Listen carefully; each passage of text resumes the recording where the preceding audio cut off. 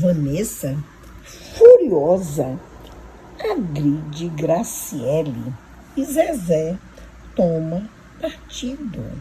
Olha, todo mundo sabe, né, que a filha que logo tomou partido na época da separação de Zezé com Zilu foi Vanessa. Tanto é que ela agrediu Graciele e Zezé disse que a filha estava embriagada quando ela veio e puxou Graciele pelos cabelos, jogou no chão. E aí foi aquele corre para lá, corre para cá, um acorde, Zezé tirando Graciele lá esbaforida lá no chão.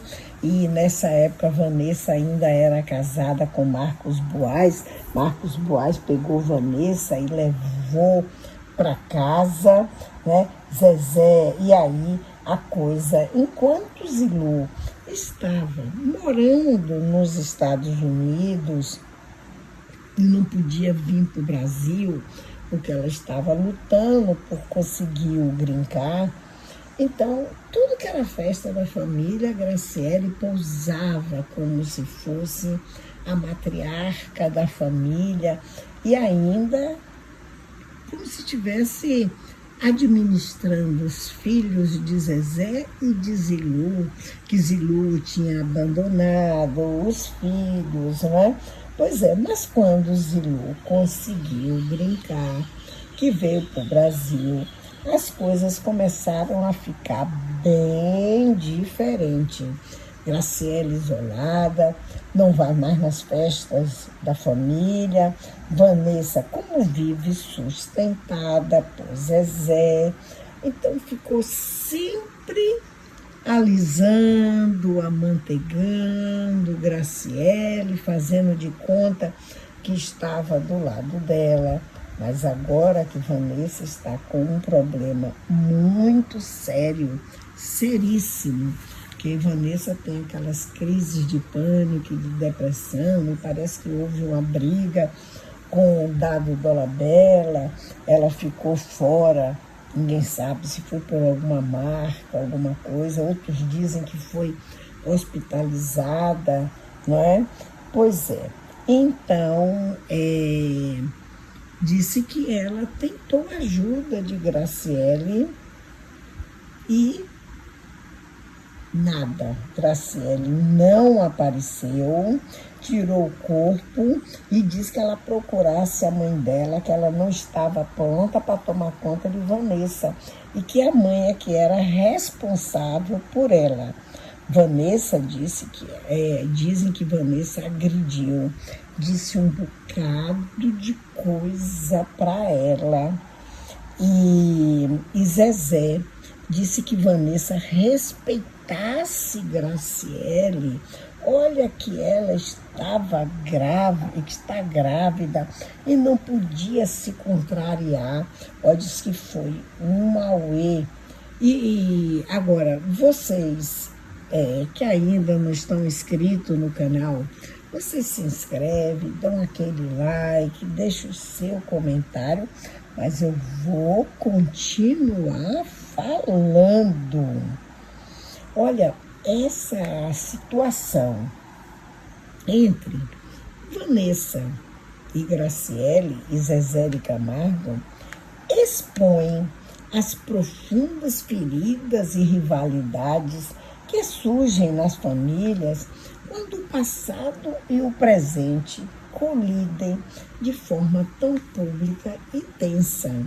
Vanessa claramente marcada pelo divórcio dos pais e pela presença de Graciele, pois é, que foi amante de Zezé por quase 10 anos, tirando toda a harmonia do lar, destruindo não só a família, como também um relacionamento com Luciano, com a família, né? Parece carregar ainda ressentimento que nunca foram superados. E o episódio de agressão só reforça o enquanto o relacionamento com a madrasta é, no mínimo, complicado. Ela sempre disse que era um relacionamento de respeito, mas não existe nada disso, né? Claro, agora mesmo, devido aos problemas com Graciele, Zezé não fala com o único filho homem que ele tem, que é Igor, né? Com processos de um lado, processos do outro, né? O fato de Zezé tomar partido a favor de Graciele, mesmo diante da agressão de Vanessa, aponta para um alinhamento que muitos enxergaria como desleal à própria filha. Isso não é novidade, porque ele sempre toma partido de Graciele, apesar dele dizer que 3 coisas que ele nunca vai ser a favor de Graciele, é contra os filhos dele. Isso não é verdade, né? Além disso, o distanciamento de Graciele e a resposta dela para que Vanessa procure a mãe revelam que o relacionamento entre as duas nunca foi de fato próximo e que agora, com a gravidez e novas prioridades, Graciele estaria reafirmando seu lugar ao lado de Zezé e se distanciando do drama familiar. Vanessa, por sua vez, vê-se isolada, sem o suporte emocional que talvez esperasse do pai e da madrasta. Quantas vezes Vanessa ficou contra todo mundo para apoiar Graciele e Zezé? Esse contexto deixa uma grande reflexão no ar. Até que ponto, né, Zezé está disposto a manter a harmonia com Graciele em detrimento de sua relação com os filhos, uma vez que ele já é muito censurado pelo afastamento com Igor, um menino que nem no dia do chá revelação dele, ele apareceu lá e disse que ele ficou muito ansioso esperando que ele aparecesse, mas Igor já disse que enquanto ele, não só Igor, como Luciano, também que enquanto ele estiver ao lado de Graciele, eles não irão se aproximar. Então, Zezé está ao longo dos anos, vemos como conflitos familiares públicos podem deixar marcas profundas e é possível que, ao tomar partido de Graciele, Zezé esteja apenas reforçando ressentimentos antigos, não é? Então, todo mundo quer ver quando Vanessa foi expulsa do BBB, quem foi que deu todo o apoio a ela, que contratou avião para ir buscar a Vanessa e que ficou com ela até o clima se acalmar? Claro que foi a mãe, mas isso não quer dizer que o pai aqui e a madrasta, já que diz que são amigos, dá um apoio. Zilu já está vindo dos Estados Unidos para dar todo esse apoio. Deixa aí o seu comentário. Vocês estão? Eu andei um pouco sumida das redes sociais, no geral, até da vida social. E queria dividir com vocês, porque eu acho que quando a gente passa por uma situação, por um desafio grande na nossa vida, se a gente compartilha, a gente se fortalece e a gente fortalece quem tá passando por isso também. Eu sempre tive problema para dormir, de verdade, assim. Sempre tive uma vida mais vespertina, sempre fui dormir de madrugada, trabalhando também muito de madrugada. Acostumei meu corpo a dormir muito errado. E eu venho dormindo errado, e ainda mais esse ano, que foi um ano muito intenso para mim. Um ano de muito fortalecer, muita questão que eu tive que me fortalecer muito. E trabalhar muito o meu coração, os meus sentimentos, as minhas ideias. De um tempo pra cá, eu vim tendo uma situação no sono que foi me incomodando e que chegou num ponto que chegou a dar um problema pra mim que realmente prejudicou. Eu não sei ainda se é uma apneia, eu vou fazer agora uma polissonografia, que é um exame do sono, porque eu vou dormir e toda vez que eu começo a dormir, eu tô cansada, exausta, eu levo uma espécie de de susto, de uma falta de ar, é uma sensação de sufocamento. Então eu começo a relaxar, o meu corpo entra em sufocamento e eu acordo assustada e fico agitada aí para voltar a dormir de novo. É um trabalho, aí eu durmo e dá de novo, aí eu acordo de novo. Então, no domingo passado eu tive uma situação que fez com que eu ficasse a noite inteira acordada. Eu fui conseguir dormir só às 2 da tarde, exausta, falando com os médicos, sem entender o que estava acontecendo, completamente assustada, porque é uma sensação de morte. E aí, isso virou uma condição, né? Então eu comecei na segunda, isso foi de domingo para segunda.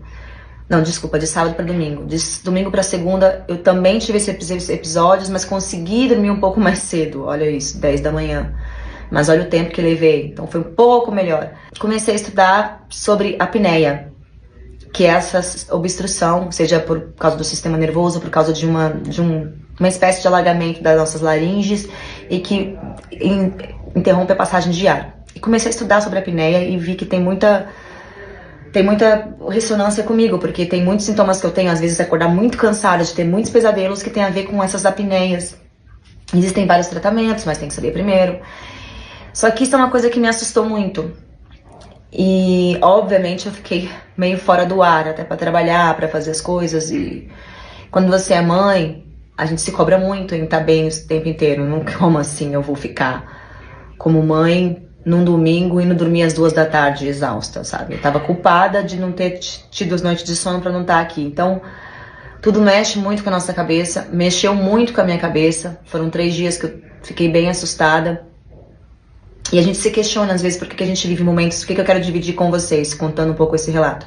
Muitas vezes a gente está vivendo uma situação que desafia muito a nossa paz de espírito, a nossa sanidade mental, a nossa qualidade de vida, e a gente se questiona por que eu tô vivendo isso. E eu tava muito me perguntando, né, por que esse ano tem sido tão desafiador para mim, com tantos obstáculos, tantas dificuldades, tantas coisas que me doeram profundamente e eu tô tendo que viver.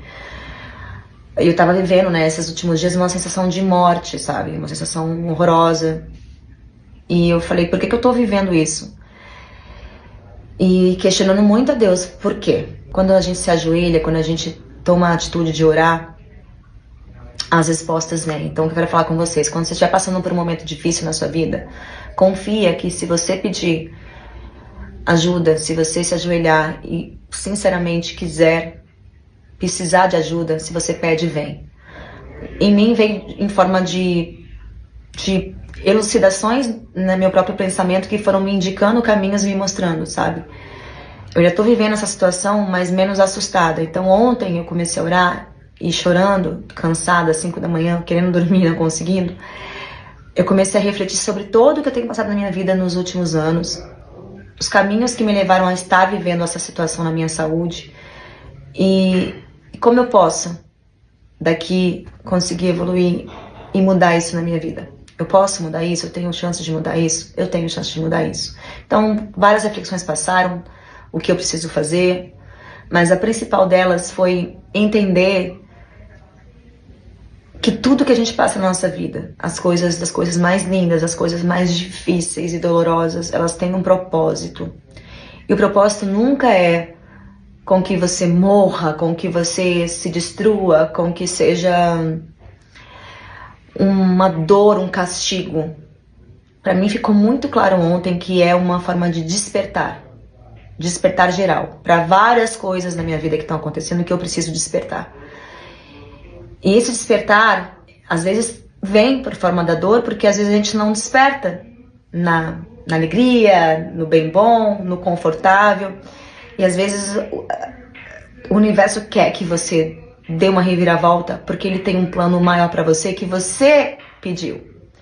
E eu percebi que eu tenho um acordo com Deus muito tempo, com o universo, com Deus, há muito tempo desde que eu nasci. Que é de ter um propósito de vida. E qual é meu propósito aqui? E toda vez que eu me afasto dele, a minha vida vira uma avalanche.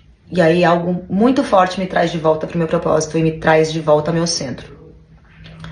Então, quando eu passei por isso ontem, eu comecei a agradecer o que eu estou vivendo. Porque eu acho que é só dessa forma que eu vou mudar coisas que eu preciso realmente mudar na minha vida. Entre as minhas escolhas, os meus hábitos, a minha forma de ver o mundo, a minha forma de agir na minha carreira, na minha vida, né? Às vezes a gente vai só atropelando e vivendo as demandas e tudo que tem que acontecer e a gente não para ser, para viver de verdade, para realmente ser um ser presente na vida e estar aqui vivendo o nosso maior potencial, com potência mesmo. Tudo tem um tempo para acontecer, que é um trabalho às vezes de formiguinha, pouco a pouco, mas que a gente possa ter a consciência de que aquilo vem trazer a gente para outro lugar. Porque é isso que a gente veio fazer aqui, é muito além de pagar conta, de alcançar números. Quando a vida vem e parece que leva a gente numa avalanche, num tombo gigante, a gente se vê perdida, não sabe para onde cair, para onde ir. É muito importante a gente respirar, aceitar o que a gente está vivendo e tentar, dentro dessa dificuldade, enxergar para onde a gente vai e acreditar que isso não é um lugar de castigo, não é um lugar infinito e eterno. É um lugar transitório para que você tenha a chance de rever a tua vida, de reorganizar as tuas ideias, teu coração, para que você possa se moldar no ser humano que você veio para ser aqui. Eu sei que é um processo, que eu estou me curando disso e que vai passar, mas vai passar a partir do momento que eu faço a minha parte. Que eu não vou me colocar... Sabe quando você cai no fundo do poço? Você tem duas escolhas. Ficar lá se vitimizando e... Ai, por que comigo? Por que comigo? Por que comigo? Eu acho que isso faz parte. Mas logo após, não demora muito tempo para entender. Opa, eu caí aqui porque eu me coloquei aqui. E agora eu quero subir, eu quero sair disso aqui. O que eu vou fazer para isso? E a gente tem que revirar. Revirar muito. E ter coragem para enfrentar os nossos próprios medos, nossos próprios fantasmas dentro da gente e seguir em frente acreditando que essa vida daqui que a gente vive aqui ela não é feita para sofrimento. Ela é feita para a gente viver ela com plenitude, com paz, com amor, com alegrias, para compartilhar. E é isso que eu desejo para você que está passando por qualquer dificuldade, que você tenha a capacidade de olhar com muita gratidão, se cuidar com muito carinho, se perdoar, olhar para frente e falar, ok, agradeço isso que me aconteceu, tá sendo difícil, mas eu vou conseguir ultrapassar tudo isso, enfrentar tudo isso e ir para a nova etapa da minha vida.